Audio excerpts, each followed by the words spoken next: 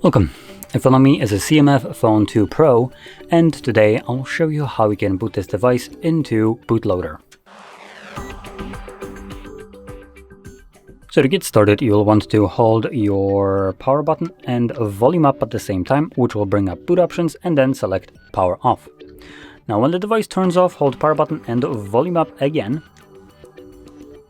Now I also want to point out, make sure you're not pressing the essential key, which is the one below power button.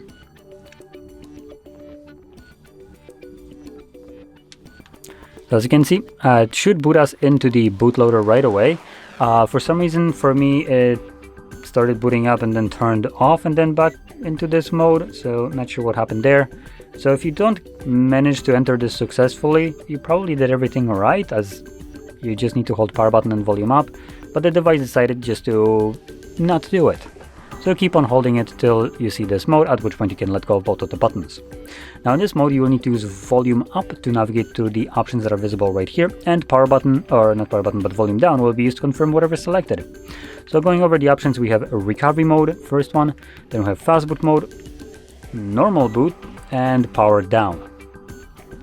So recovery mode just takes us to the dedicated recovery mode. Fastboot mode is technically also, I think, this, which might be stated somewhere. Bootloader mode, nothing. Okay, no, so here actually, thank you, nothing. You actually named the mode correctly. Some manufacturers also label this as fastboot mode, which when you select reboot to bootloader, brings us here as well. So actually nothing that fixed this up. Thank you. Anyway, so I'm gonna select normal boot anyways, as this is just a way of leaving this mode and getting back to Android. Once it's selected with that arrow, press volume down.